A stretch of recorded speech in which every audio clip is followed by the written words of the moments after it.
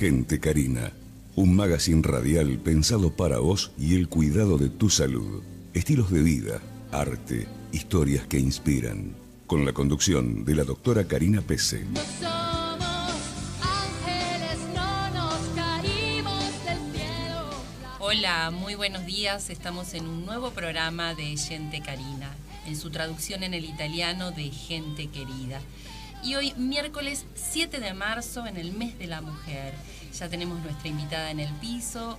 Muy bienvenida, la doctora María Isabel Íñigo Petralanda. Hola Karina, hola Amalia, muy buen día. Gracias por este espacio. No, gracias a vos por estar con nosotros. En el segundo bloque la vamos a escuchar muchos consejos prácticos que vamos a poder aplicar en el día a día. Así que no te pierdas estos bloques con María Isabel.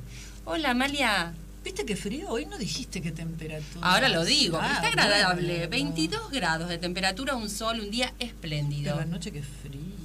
Ay, nos quejamos de todo, que hace frío, que hace calor, pero está muy lindo la temperatura en ¿Para qué Buenos somos Aires. mujeres? Para quejarnos. Bueno, hoy es el Día de la Mujer y quiero que hagas en tu columna, hoy nos cuentes un poquito por qué tenemos esta conmemoración el 8 de marzo del Día de la Mujer. ¿Pero cómo no? Que nos des tu mirada, tu aporte. Vamos a ver qué. Y hoy con María Isabel le quiero contar a nuestra audiencia que compartimos un evento que se realizó en la Bolsa de Comercio de la Ciudad de Buenos Aires, en donde la directora de la Cámara de Comercio, que es la señora Rocío Balestra, presentó un informe muy interesante sobre la cantidad de mujeres que acceden a cargos directivos. La consigna del día de hoy era que más mujeres accedan a los directorios, y esto se hacía con un acto simbólico con un toque de campana. Los datos que fueron presentados en el día de hoy, en donde solo el 10.4% de las mujeres ocupan cargos directivos. El 46.1% de los directorios de empresas argentinas no están ocupados por mujeres, son cargos netamente masculinos, y lo que es la presidencia y vicepresidencia entre un 97 y un 91%. Nada. Es decir, que son muy poquitas las mujeres que llegan a estos cargos directivos. Justamente hablábamos con Amalia antes de salir al aire que en realidad no es que solamente nosotros pedimos que sean mujeres, sino que sean mujeres idóneas, capacitadas, bien formadas, los mismos requisitos que le deberíamos exigir a los hombres, que a estos cargos accedan realmente los mejores.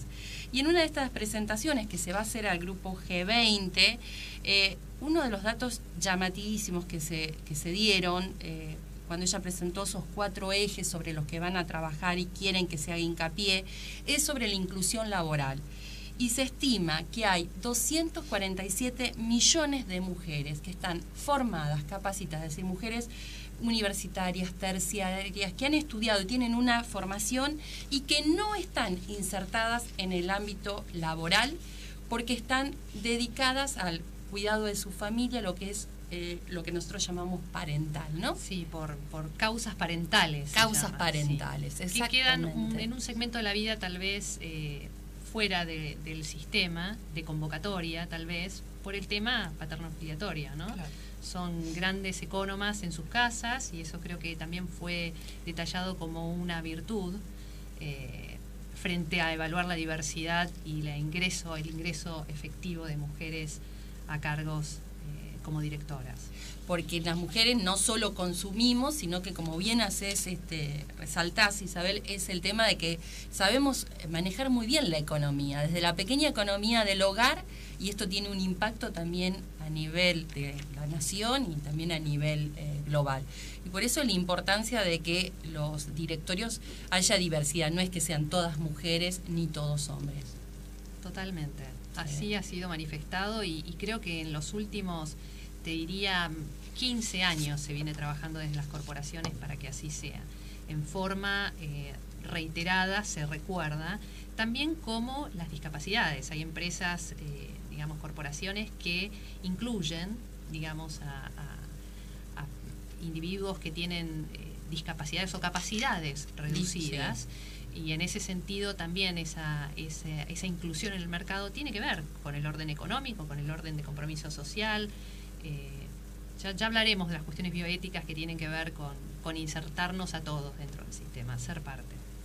La verdad que fue un informe muy importante, y también dentro de los informes que presentaron, cuando comparaban distintos directorios en donde tenía esto de la diversidad, de que había hombres y mujeres que formaban parte de este directorio, vieron que eran empresas mucho más productivas, que tenían un rendimiento de más de un 10% con respecto a aquellas empresas en donde tenían un solo sexo con una sola mirada.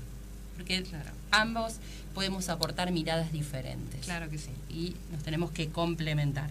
Así que la verdad es que festejo que estas cosas se estén haciendo y que tenga espacio dentro de la Argentina, ¿no? Que se estén discutiendo todos estos temas. Porque fue el primer informe.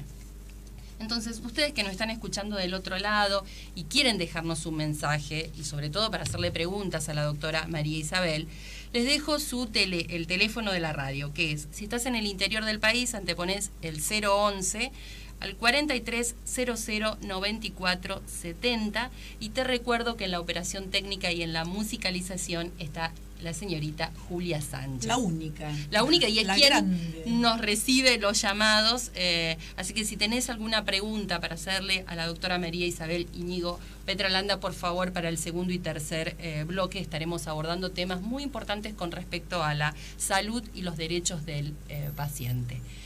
El próximo miércoles 14 de marzo es el Día Internacional de la Incontinencia Urinaria, y en la Argentina se va a hacer la primera campaña de concientización.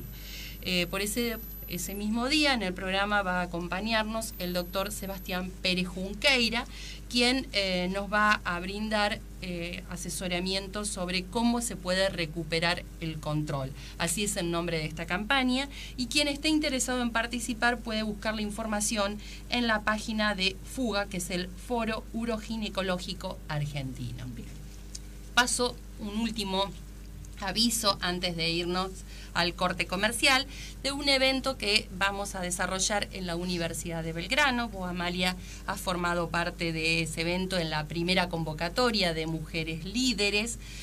Va a ser el tercer encuentro de mujeres líderes que se realiza en la Universidad de Belgrano, en la organización conjunta con la magíster Carolina Carbone, que es la directora de la carrera de Relaciones Públicas e Institucionales, en donde convocamos a 4 exponentes argentinas, como la señora Margarita Barrientos, que lleva a cabo toda la acción del comedor solidario Los Piletones, la señora Victoria Biel Temperley, que es la directora de la Fundación Donde Quiero Estar, que hace toda una labor solidaria en pacientes que están atravesando un tratamiento con cáncer en general, principalmente a veces cáncer de mama, en donde los incluyen a estos pacientes a partir del arte.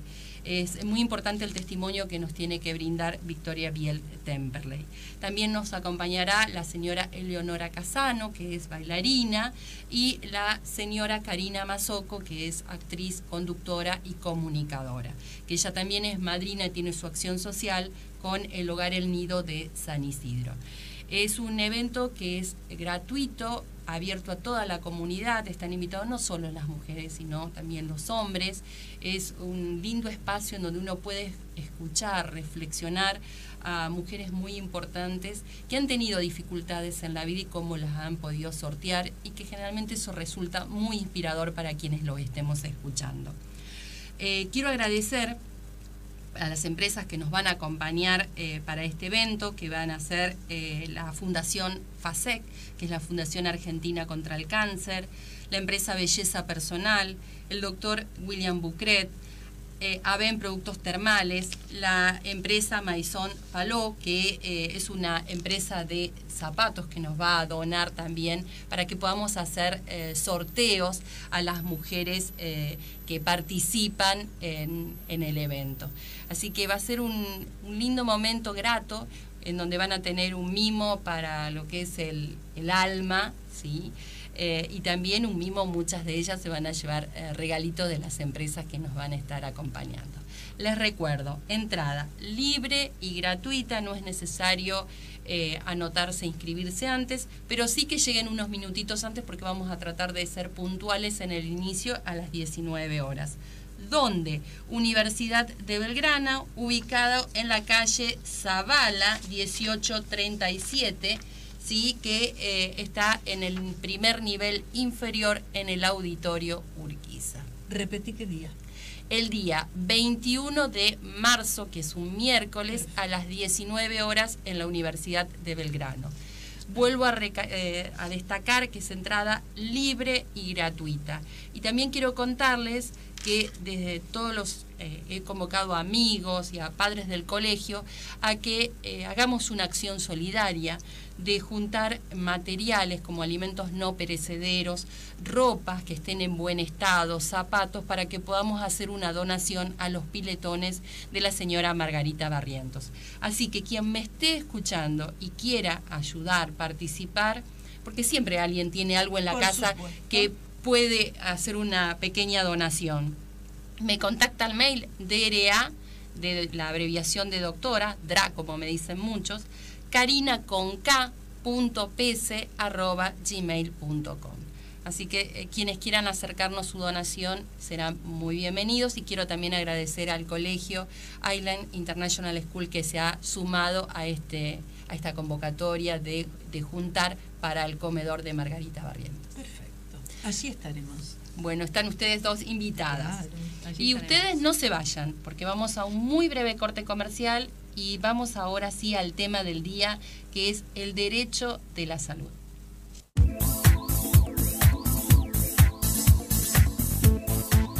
Dr. Williams Bucret, especialista en cirugía plástica, estética y reparadora.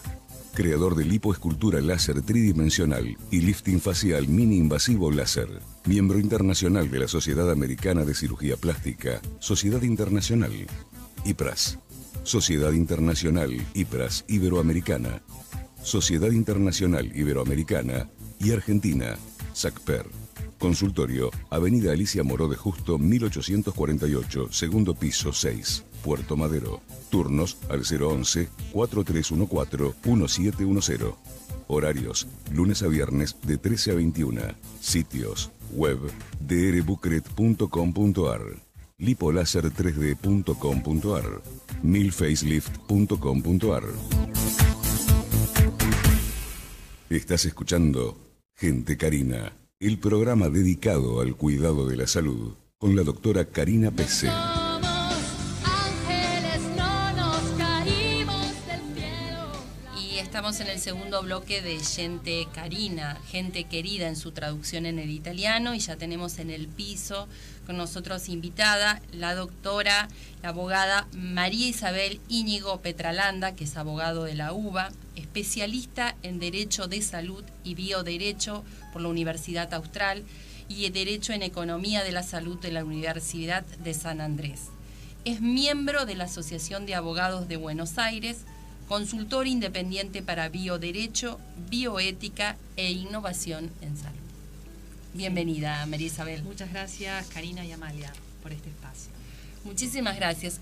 Y yo le quiero poner un poco en contexto a nuestro público y que también nos cuentes vos, María Isabel, ¿por qué un abogado se involucra tanto en el tema de salud? Y ya te cuento sin sonar a veces, que a veces puede decir como uno está prejuzgando, pero cuando uno asocia medicina y abogacía, los médicos a veces hasta temblamos un poquito, porque lo asocias un poco a juicios de mala praxis, a conflictos, y sé que hay otra mirada, y quiero que vos nos cuentes de la otra mirada.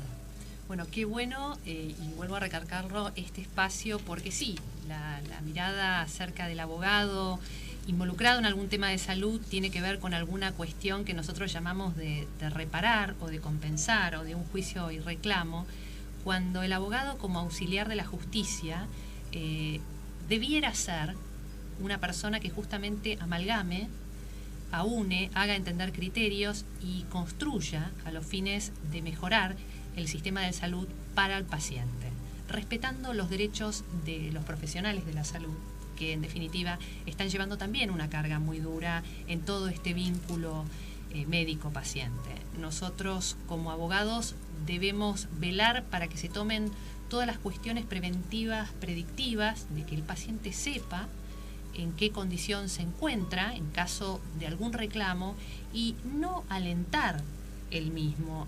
Todo reclamo conlleva un costo muy alto para quien lo formula, siempre.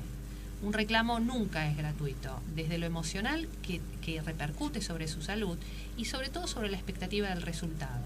Eso es algo que también nosotros, al igual que ustedes los médicos, responden acerca de la perspectiva de un tratamiento.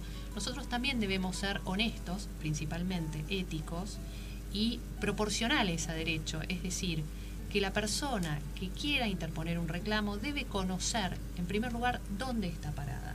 Y uno también ejercer un acto misericordioso, porque si no termina siendo un negocio de abogados, por mencionarlo de alguna manera. Exactamente. Y eso es muy importante. Y yo como paciente, me pongo ahora, salgo del rol de médica, ¿no?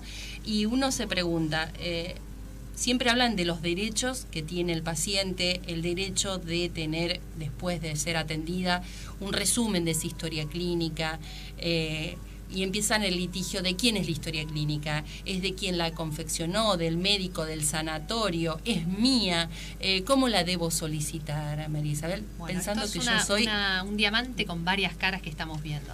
En primer lugar, lo complejo de todo esto tiene que ver con la relación médico-paciente. Allí se encapsula, se cierra el secreto mejor guardado.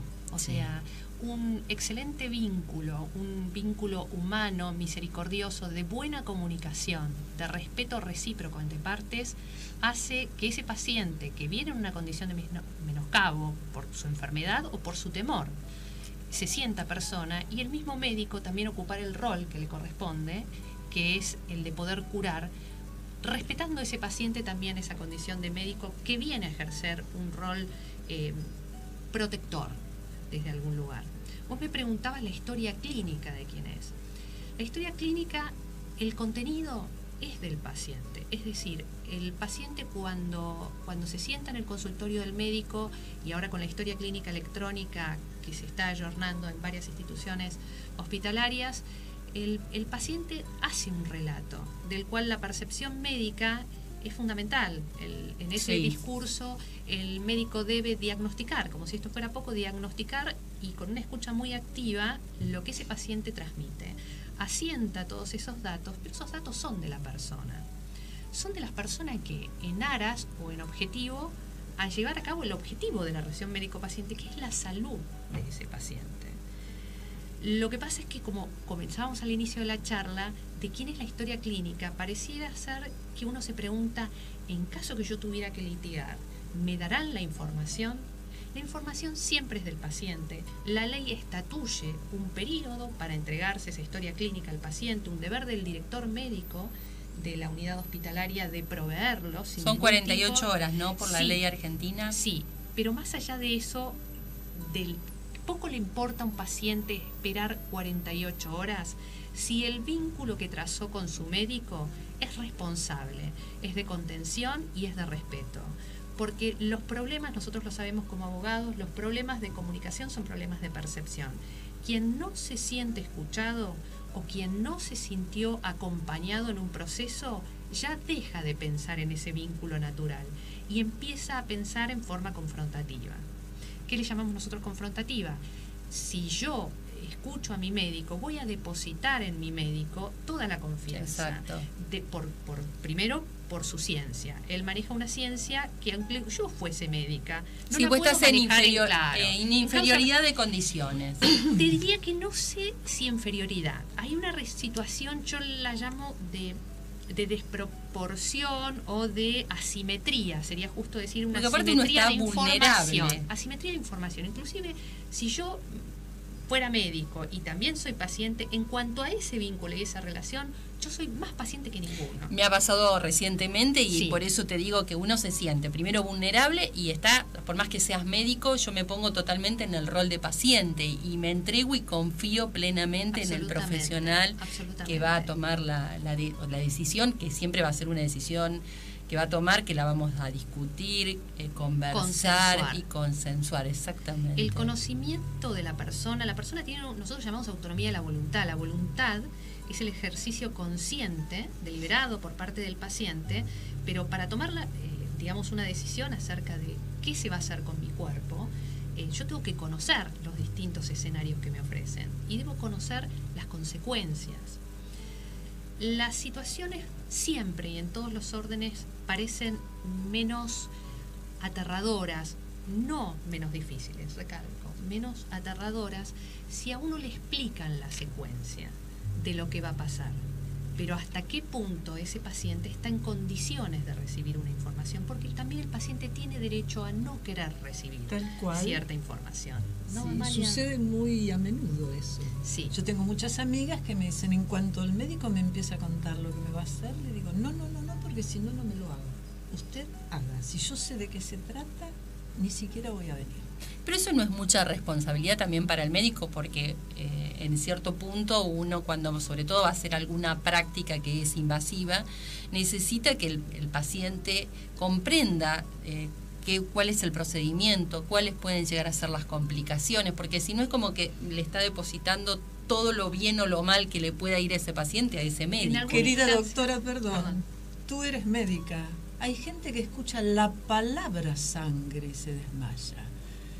De solo saber que va a entrar a un quirófano, la gente no duerme durante días. El quirófano aterra a determinadas personas. El olor a los medicamentos aterra. La ropa de los médicos aterra. Y entonces a veces si uno sabe... Por eso el miedo te paraliza, pero el miedo lo combatís informando, y a veces puede llevarte varias entrevistas con ese paciente y le vas dosificando la información. Ahí creo que podría llegar a resultar, lo que dicen ambas se corresponde con la realidad.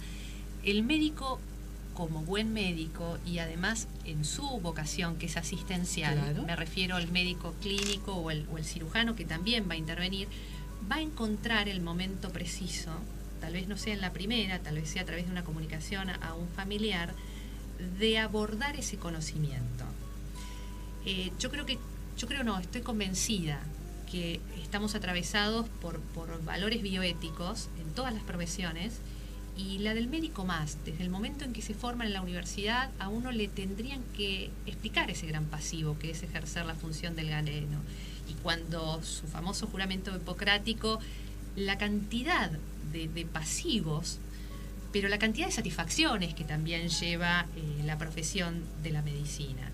El pasivo siempre está, porque nosotros sabemos que los médicos tienen, con respecto, además de hacer su mejor arte y seguir los mejores procesos y tener un cuidado del paciente que está tan centrado. Hoy la centricidad de paciente es un tema que se estudia, y el cuidado de paciente y bajar la contingencia, pero el médico tiene que saber que desde la mañana que sale de su casa hasta que se va a dormir, toda su conducta, podrá tener su vida personal, pero su vida laboral lo va a determinar muchísimo. Yo te pregunto a vos, Karina, si muchas veces no te vas a dormir pensando en la paciente que tal vez ha recibido un diagnóstico, que has sabido comprender esa situación o has sabido comunicarla de la manera más misericordiosa, seria y con el respeto, porque esa lectura es una lectura muy, muy perceptiva, muy fina, es como la música, suena en ese momento.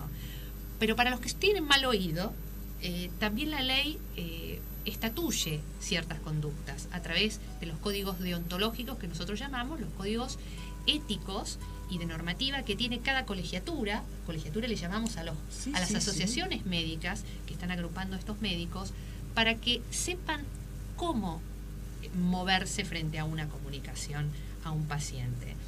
Esto, yo siempre digo, es una relación de a dos, es una relación donde, si la relación es sana y con los preceptos, digamos, del respeto interpersona y conociendo cada uno de los pacientes, porque el médico también tiene sus derechos frente a todo el sistema de salud, a veces muy vulnerados.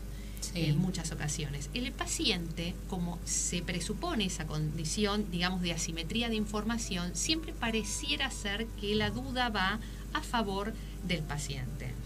en los amparos, digamos, la situación de amparo como medida, digamos, rápida frente a una violación de un derecho constitucional, de un no suministro, también, a ver, nosotros como abogados debemos entender si una medida de amparo es costo efectiva y si es prudente de llevar a cabo, porque por alguna razón, digamos, el efector de salud la propone, pero también el efector de salud, llamamos nosotros efector de salud al médico o institución hospitalaria que promueve algún tipo de acto o práctica médica donde va a tener que fundarlo.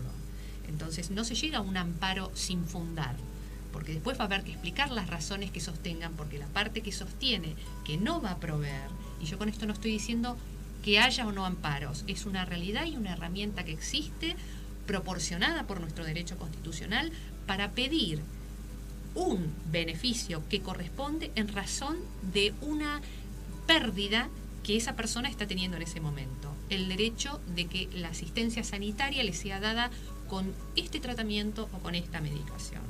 Entonces esto no tiende a ser un juicio de valor, sino para aplicar el mejor criterio ético a la hora de definir, nosotros como abogados, Sí. La viabilidad de un amparo. La industria del juicio asusta, y mucho. Sí, y te cuento a nosotros. Yo te pregunté con respecto a la historia clínica de Sí, quién sí. era, porque hace poco, bueno, yo también les había contado a la audiencia, estuve del otro lado siendo paciente y en Estados Unidos, cuando me dieron el alta, inmediatamente, No recuerdo, sí. me dieron, vos me acompañaste en esa situación, Isabel, me dieron un resumen, sin que yo se lo haya pedido, un resumen de la historia clínica. Y bueno, la verdad que me sorprendió gratamente que yo me pudiera traer a mi país un resumen de todos los procedimientos que me hubieran hecho. Me dieron en un CD las imágenes de todos los estudios que me habían realizado.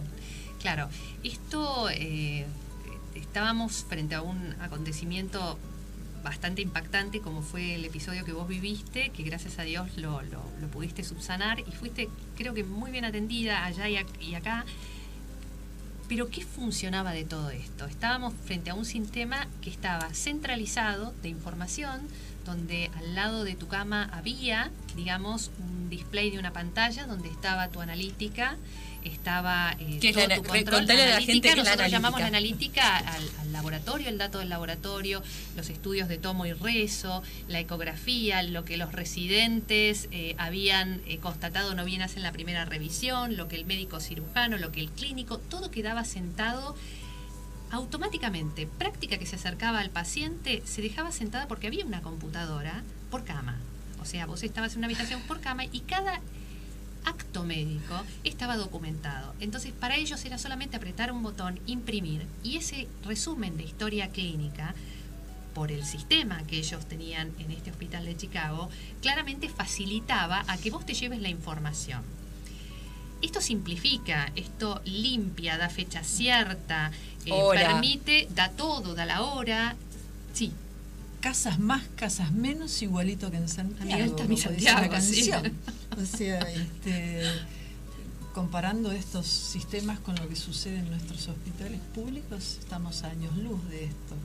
Y querida María Isabel, yo tuve un litigio por un problema de mala praxis con un colega.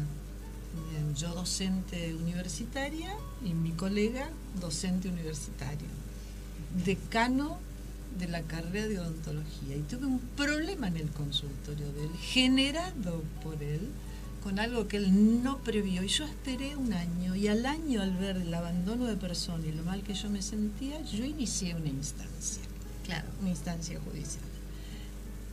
La historia clínica no existía en su consultorio, porque como yo era una colega y era una amiga, no había historia clínica. Por lo tanto, hubo que poner un oficial de justicia que vaya y revise el archivo a ver si la historia existía o no. La entregó cuando quiso.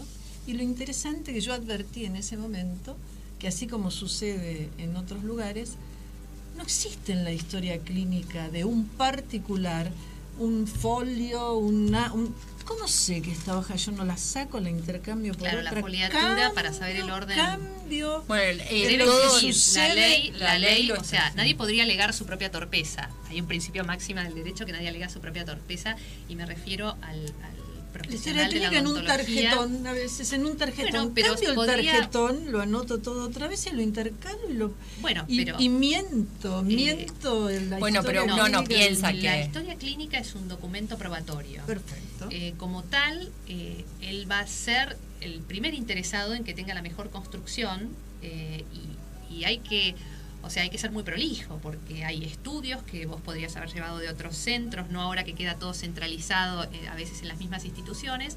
Pero, a ver, es un deber y una carga para el efector de salud, para el médico, llevar. Yo quisiera, quisiera dejar lo más claro posible mi accionar, inclusive si hubiese adolecido de alguna conducta, es decir, si hubiese habido alguna falta o alguna conducta errada, porque claramente va a ser lo que me dé transparencia que no me atribuyan otras conductas. Así es, Entonces, tendría que ser. Así debe de ser. Yo entiendo que van dos puntos. Primero, lo que a uno le corresponde como paciente, pero a veces cuando uno hace esa evaluación interna dice, estoy dispuesto a pagar este costo vinculado, porque si como si esto fuera poco, yo estoy enfermo y todavía tengo que juntar información. Eso es lo que lo torna agobiante. Y tal vez para el profesional esa llegada a conectarse con paciente sea mucho más fácil si existiera una instancia de diálogo. Por eso nosotros promovemos a que previo a iniciar cualquier tipo de reclamo se demanda. reconstruya el diálogo. Porque créanme que muchas de las veces son problemas de comunicación. No siempre, ¿eh? María Por Isabel, Dios, no siempre. el problema de comunicación puede existir o no puede existir, pero uno en el afán de buscar la justicia, o sea, de la injusticia que cometieron con uno, el médico, en vez de estar representado por una profesional como vos, está representado por una empresa de seguros.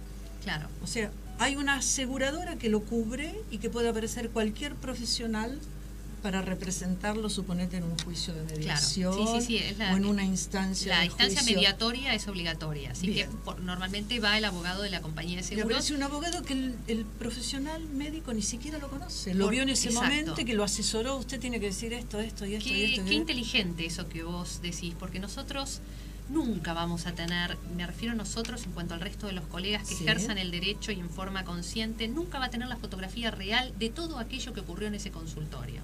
Entonces, posiblemente el abogado de la compañía de seguros vaya con lo que le nutrió el médico dentro de su desesperación y seguramente desconociendo cuál era su interés, ¿no? O sea que las compañías de seguros, y en el caso puntual de la contratación de seguros de médicos municipales que hace cualquier profesional que Sí. ejerce la profesión, debiera haber también un compromiso de esas aseguradoras para aportar abogados que también sean, digamos, conocedores de limar las asperezas, porque si existe la compensación porque el daño se produjo, a veces nosotros, cuando yo hice mediación, entonces dentro de la formación decían que no eran lo mismo los intereses que la pretensión. La pretensión nosotros llamamos quiero la plata, pero a veces el interés que subyace es quiero ser reconocido.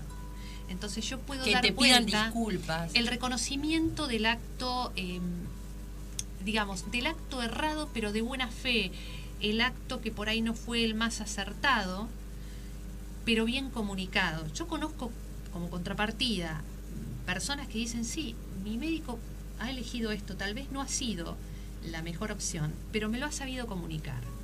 Sí. Y vos decís esto, bueno, ¿qué tema? Podría haber sido una bomba de tiempo frente a la mirada Podría de haber sido un todos. litigio. Y seguramente. Y no lo fue. Y no lo fue. ¿Por qué? Porque también se acompaña con una conducta humana bioética. Por eso yo recalco esto siempre. La bioética está atravesando la relación médico-paciente. Desde la soledad que existe en ese vínculo donde solo hay dos testigos, de esa excelente comunicación que haya entre ellos, y de ese compromiso bidireccional de ambos. Mi querida doctora, este pleito no terminó. Contanos, Yo lo María. dejé que siga. Sí. En la ignorancia espero de de que no se me vuelva en contra económicamente. Jamás quise un peso de ese doctor. Mi intención era que nunca más tome un bisturí y opere. Porque cometió, no fue un problema de que al hombre le faltaba idoneidad para hacer lo que tenía que hacer, sino que puso como ayudante a la chica que sirve el café, haciéndola pasar por una auxiliar. Sí. Idónea. Y hubo un accidente en el consultorio impresionante en la que yo me vi involucrada y estuve 6 meses yendo a la fonoaudióloga para aprender a hablar de nuevo. O sea, cometió en mi lengua un problema terrible. La historia es que en el mismo juicio de mediación, donde nada puede quedar escrito en un juicio de mediación y donde las partes pueden conversar, el doctor, frente a mi abogada, a su abogada y a la mediadora, me dijo: lo que pasa, Frontini, que usted es una imbécil. ¿Sí? O sea, no había una posibilidad de diálogo agrediendo. No, seguro. Es eso que vos haces mención. Y entonces, mi intención en ningún momento fue obtener dinero. Y obtuve... Bueno, ahí está lo que vos decís, Isabel, que no opere nunca que no es el dinero. Sí. Y, a ver, por ahí eran unas disculpas que vos querías, Amalia. Claro, me hubiera encantado que me diga: mire, Amalia, qué sé yo, no me di cuenta, como esto lo hago siempre, hice miles de estas cosas, jamás se me ocurrió, no me imaginé que iba a suceder esto. Y hubiera quedado ahí. Porque era es más, tuve que renunciar a mi empleo.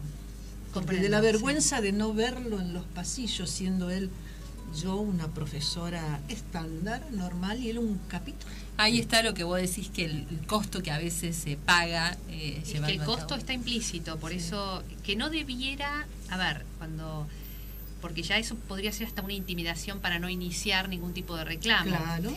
Pero el costo es el costo emocional que significa volver a transitar por el episodio del infortunio, porque nadie podría explicar a un mediador las circunstancias. Si bien no se documenta la mediación ofrece un espacio, Amalia, de diálogo, y ahí está la responsabilidad y el puente jurídico de la labor del abogado como auxiliar de la justicia en tema de litigio, porque llegar a mediación no es la situación grata. La mediación es cuando hablamos del pasado siempre.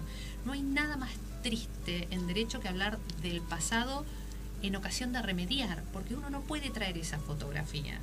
Sí, es muy difícil. Y requiere un arte de poder redefinir los intereses y las pretensiones de las partes.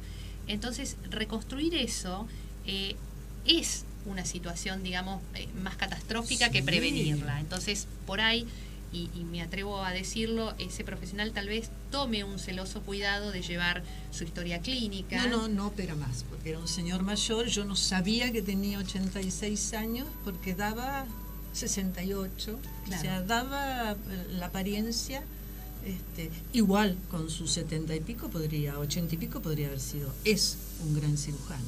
Cometió un error que no tiene que ver con no saber tomar el bisturí ni lo que me iba a hacer a mí. Cometió el error de que, como yo era colega y no me cobró, para abaratar costos, en vez de poner a alguien idóneo... No es una excusa en ningún caso lo que ustedes pacten como contraprestación.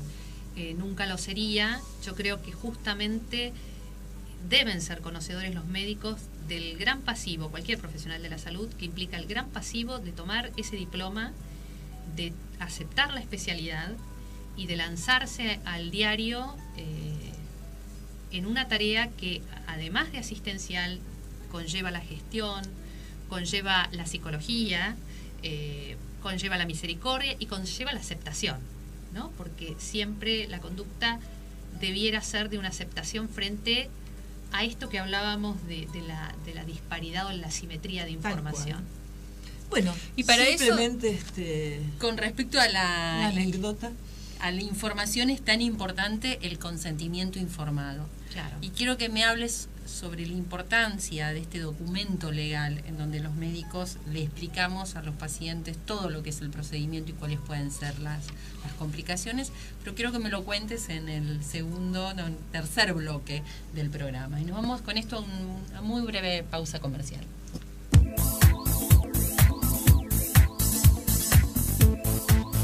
Dr. Williams Bucret, especialista en cirugía plástica, estética y reparadora.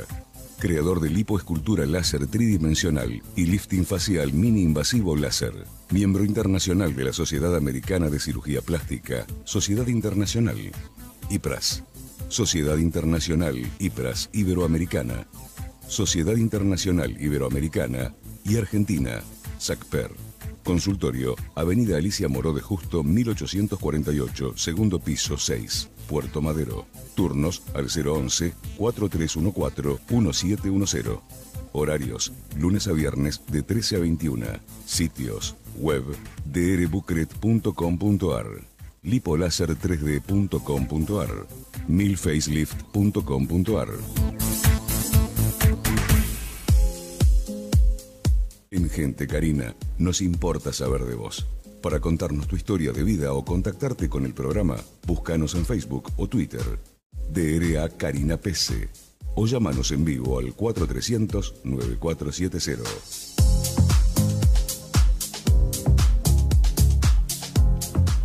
Estamos en el tercer bloque de Gente Carina y seguimos con la doctora María Isabel Íñigo Petralanda, y te hice una pregunta, María Isabel, antes de irnos al corte, con respecto al consentimiento informado.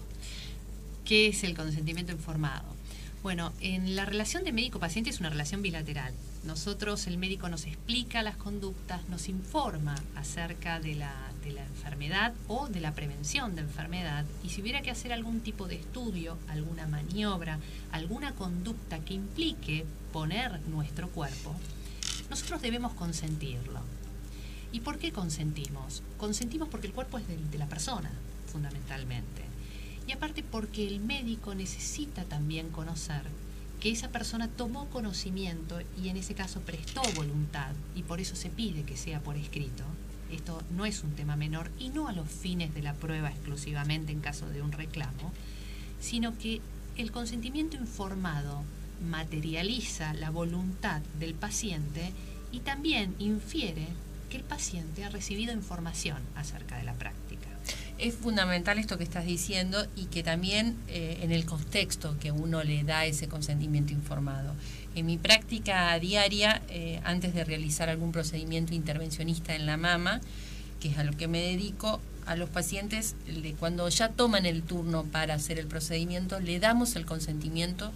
De esta manera ellos pueden leerlo tranquilo en su domicilio, pueden subrayar las dudas, y cuando vienen recién a hacer el procedimiento podemos conversar, y recién ahí, ya cuando no tiene más ninguna duda, firmarlo, lo firma él y lo firmo yo. Eso es lo que corresponde. Qué bien, qué bien. Eso es lo que corresponde desde la responsabilidad y la toma de conocimiento. Yo vuelvo a recalcar, no se puede hacer una toma de conocimiento en un acto de emergencia, en un acto donde el conocimiento no es pleno, en donde el conocimiento está turbado por el miedo, por la incertidumbre. Ese no es un consentimiento, o no es un consentimiento pleno.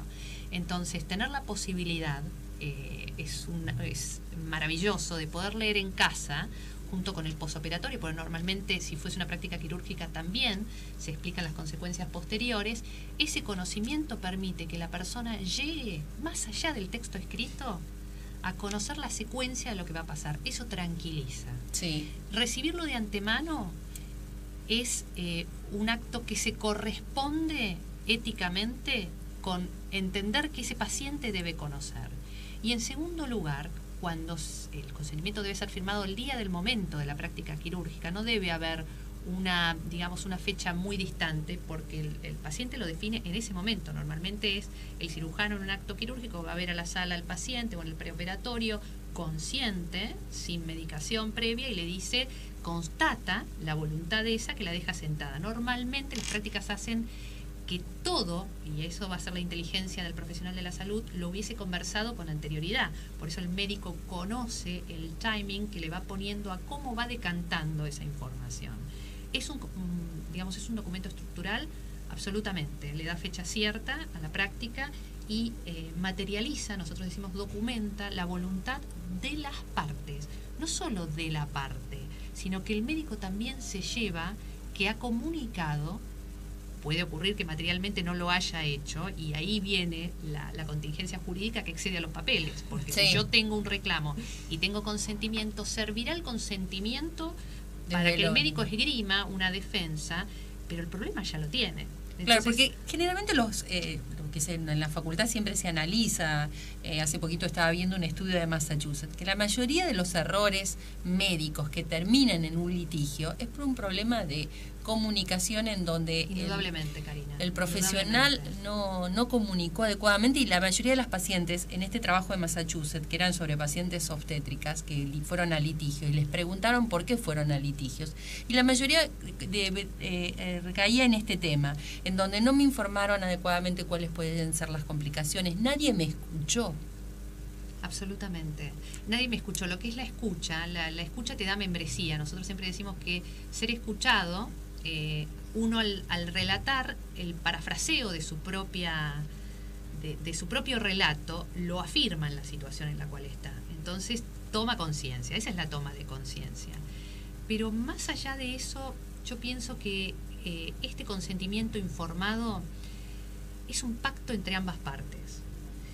Aparte, el médico no atiende un solo individuo. O sea, por ahí atiende al primero con esa paciencia, al segundo, al tercero, pero el sistema de administración de esa salud a veces le pone circunstancias no tan confortables a los fines de poder dedicarse exclusivamente. Ya la historia clínica implica un movimiento que es la carga y el diagnóstico del paciente. O sea, yo tengo que estar escuchándolo, cargando normalmente sistemas donde se están integrando ahora el uso de la historia clínica, y su atención está puesta a pasar la información a un sistema que por supuesto es mucho más ventajoso, pero también a estar escuchando a ese paciente. Entonces, el consentimiento informado materializa, pero si el otro, su antecedente no se dio, el predicado del consentimiento, es decir, tener el papel, no me va a dejar del todo indemne. Ya el hecho que se dispare un reclamo ya me puso en boca del problema. O sea que volvemos a Deben destacar... existir consentimientos informados, sí, y debe existir un riguroso y celoso cuidado en la comunicación médico-paciente, y debe aportarse al sistema de administración dentro del sistema de salud auxiliares que ayuden a que esa comunicación fluya. Sí, la inversión en el recurso humano para acompañar a los efectores de salud, a los médicos, es fundamental. Hacen mucha más liviana la tarea del médico, porque a veces si uno se tiene que parar, recibir, llamar, convocar, atender una situación crítica y después levantar un teléfono, te llegó una carta de documento, te llegó un reclamo, es desquiciante para el profesional de la salud. No la tienen fácil, Karina. No la tenemos fácil. Y quería saber, ya para cerrar el tema y darle el paso a Amalia, que nos cuente un poco de la historia de por qué se conmemora el Día de la Mujer mañana. Quería preguntarte cuáles son los desafíos futuros que tienen ustedes desde la abogacía conjugado con la medicina en el derecho en salud. Bueno, es una pregunta muy integradora de todo esto que estuvimos hablando, y muy en boga para todos los que estamos vinculados en derecho de salud y gestión de salud. Somos auxiliares. Nosotros somos auxiliares de entender que son disciplinas entre frontera. Normalmente no. Nosotros los abogados no conocemos a veces las decisiones médicas, en qué se basan. Podemos saberla de responder alguna demanda o de entrar en el conflicto, uno se adentra, pero ser una buena amalgama entre el conocimiento y la ciencia, el estudio de la conducta sistematizada del hombre éticamente, los aspectos bioéticos, y el derecho, en ese puente trazamos, el puente bioético trazamos el sistema jurídico un lazo con la comunidad sanitaria.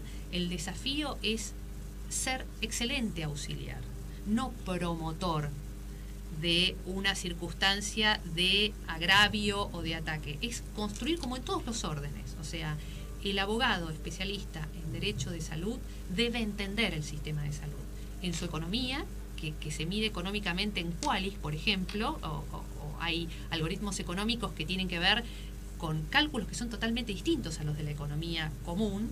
Hay que conocer que nuestro sistema argentino es segmentado y fragmentado, que tiene otra particularidad muy poco afable, que las decisiones en salud se toman en base al contexto de los diferentes actores que tenés, que entre ellos muchas de las leyes también de salud, sin ir más lejos, la Agencia de Evaluación de Tecnología Sanitaria se trató en la reforma laboral y uno dice, ¿cómo dentro de la reforma laboral?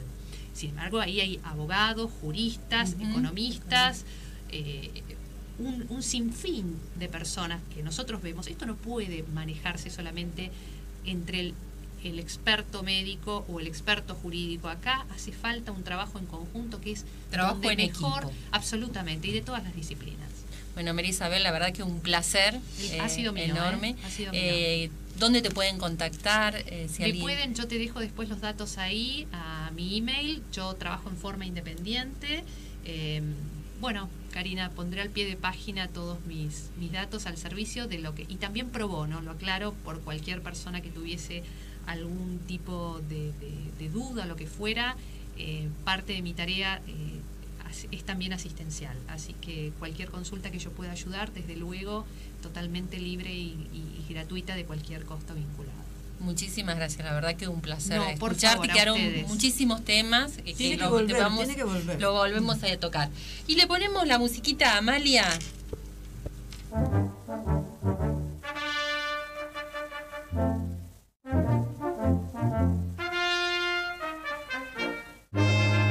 ¿Sabías que en Gente Karina te contamos sobre la historia de la medicina y del arte en la voz de la licenciada Amalia Frontini, museóloga, egiptóloga e historiadora?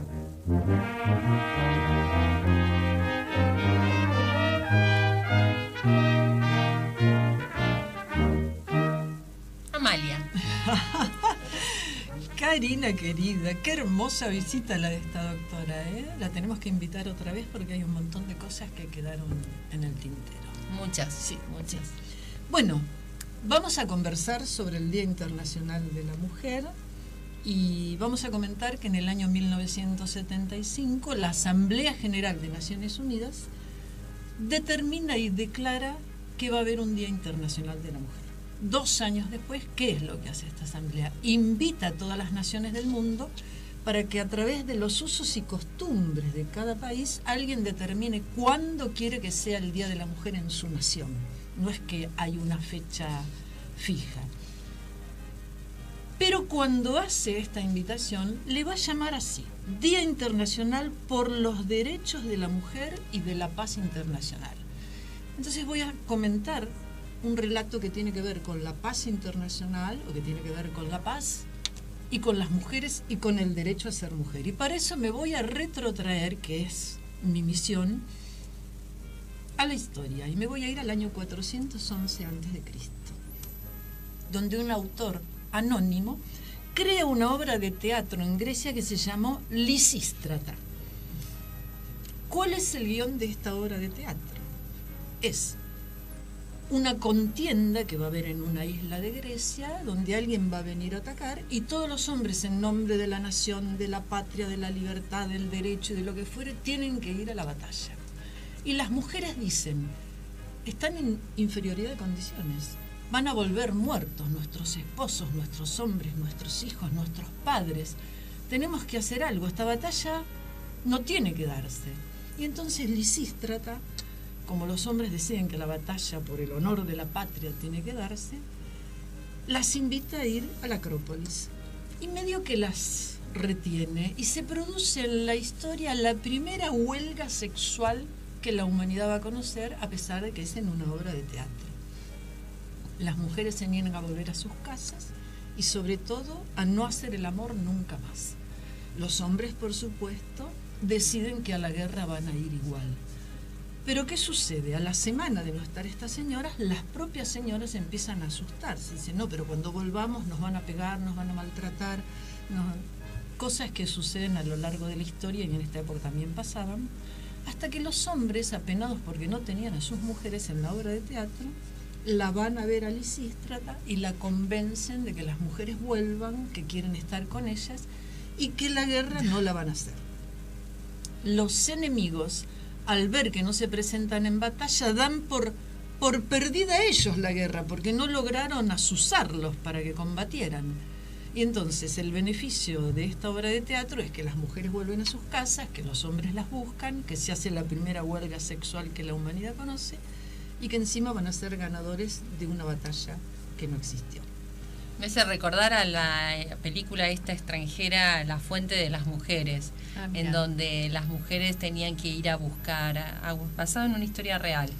Y los hombres se quedaban a lo mejor, no sé, tomando un copetín o algo en la puerta de la casa, mientras las mujeres eran las que tenían que subir a las montañas a buscar agua y volver y acarrear todo esto. Y ellos hicieron una huelga. En el año 2003, 42 naciones del mundo pusieron esta obra de teatro en valor, todos a un mismo tiempo, simplemente para hablar de la relación entre el poder de la mujer y la paz. Pero ahora voy a ir a hablar de otra señora que se llamó Hipatia, que vivió en el siglo V después de Cristo, que también griega, que fue la primera científica que la humanidad conoció.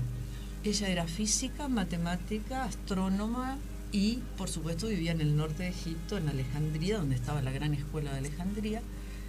Y si bien estaba casada con otro científico, ninguno de los dos practicaba hacer el amor. Los dos eran vírgenes y se dedicaban solamente A estudiar. a besarse, a acariciarse, pero no tenían relaciones más íntimas que esto, y solamente a enseñar. La primera gran mujer científica que hubo en la historia. Por supuesto que a los 40 años fue asesinada por los fanáticos, los primeros fanáticos cristianos que se conocen, porque resulta que ella enseñaba y se convertía en una mujer pagana que no pregonaba el cristianismo, sino que pregonaba la ciencia.